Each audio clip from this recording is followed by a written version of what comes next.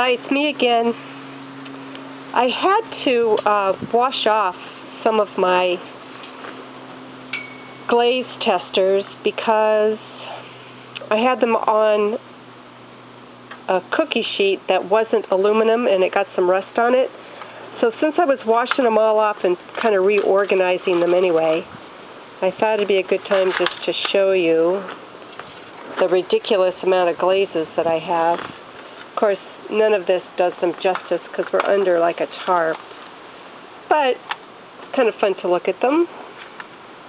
You know, like I've got Albany slip, and then I also have Chino, and then I also have red gold, and I also have medium cork, and they're all kind of the same hue, but they really do different things on different colors. And I'm playing around with this oatmeal. I've had this oatmeal from Laguna for many years, and I never really did anything with it, and now it turns out that they've decided to make it one of their Potter's Choice. So I'm playing around with it, see if I can't get it to work. It really does look like oatmeal. I mean, it gets this sort of lumpy, textured thing going on with it. Now, of course, these are all on white. Cream on white breaks to this beautiful sort of peachy orange. Of course, you know, there's all the bright colors. Indigo float. Craze copper on white is beautiful. Spring green is really flashy. Colonial white, beautiful, shiny white. Pale seaweed by standard is just a beautiful glaze. It's a matte textured glaze. I'm working on Arctic blue, trying to get it to work. I really like this Bella's Blend BB. I really like the way the colors work on it, better than I liked the, well, not better, it's different. It's got, by the time it's fully fired, it's a little bit toastier. There's a little toast to it. It's nice. I'm really starting to do a lot with this Turkish amber under things.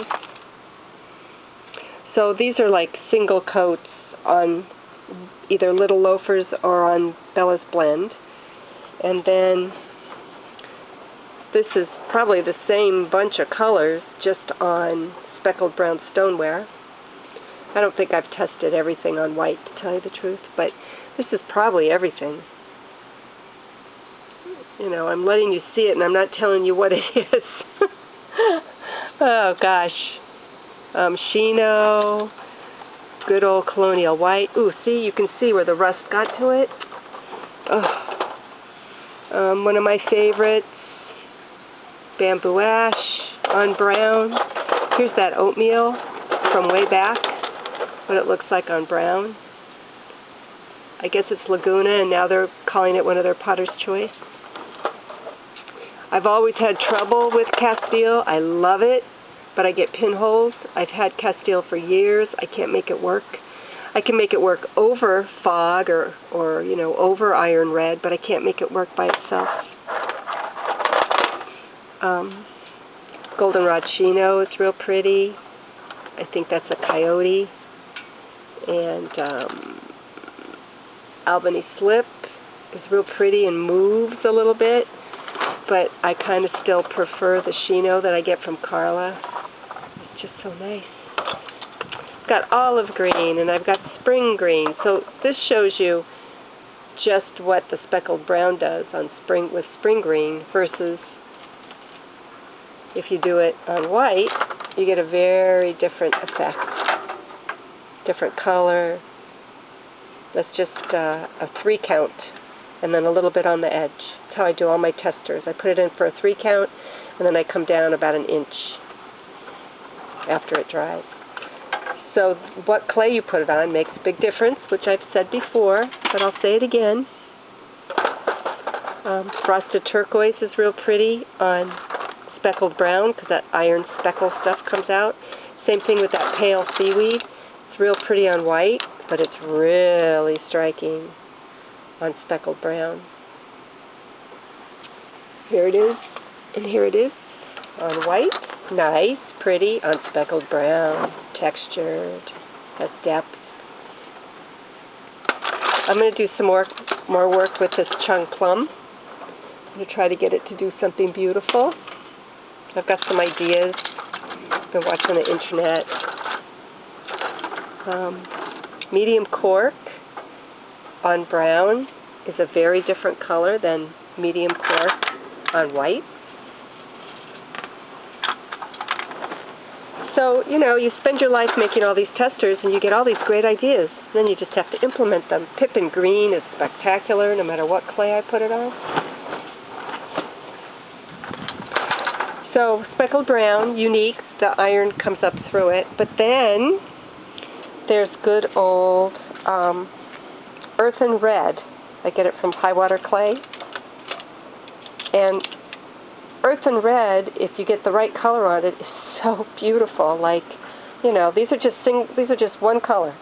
This is Arctic blue. Look at Chung plum. Turkish amber. Spring green. See how the darkness of the red comes through any of the texture? The wind's picking up over here. Indigo float. Olive green, or deep olive, whatever it is. It's a potter's choice, deep olive speckle, something like that. Fern mist, just beautiful on red. Breaks to all kinds of different colors.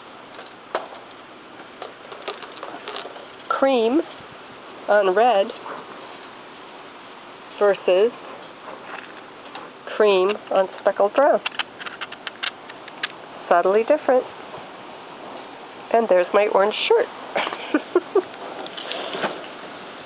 See if I can get them back where they belong.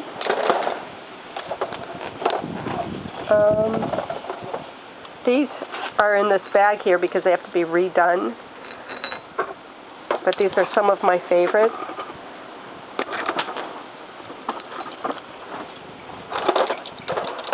There's that Pippin green again on red. Of course, it doesn't matter if you do Albany Flip or if you do Carla's Chino. They're both beautiful, especially on red. There's that pale seaweed from Standard again. And of course, there's always lovely sea mist.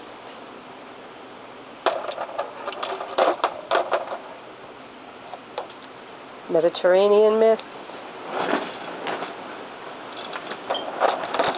Chambray. These are all standard colors that just work perfectly every time.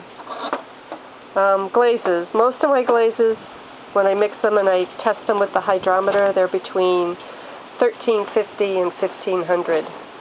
I start with about 12 ounces of water for every 1 pound of dry clay, and then I add water as necessary. Then I have like the second tier, you know, the things that I've doubled up on, that goes on and on and on and on. I mean, I didn't want to admit this, but you can see that I've been doing these various color combinations for years. The ones I like the best are at the top, and then the ones I just think are awful go down to the bottom. But I keep them because you don't want to repeat them. Same thing here. These are the doubles that I like. Doubles I like, and doubles I don't like so much. Double dips. And my reds, they're just in a big pile. By that, what I mean by that is the stuff on the red clay. Some of them are gorgeous. Sea Mist over Chino is beautiful on red. Look at how this gets iridescent. I haven't even tried that on a pot yet. Looks like it's indigo float over red gold, or vice versa. I'm not sure. And here's something interesting. Arctic blue with a little iron red over versus a little iron red under. I prefer under because it changes the hue of the color without giving it a line. So you've got to do everything over under. Here's an interesting combination. Pippin green over Chino. You don't see any green at all, but it's a really nice golden, reddish, rusty color. I think it has potential.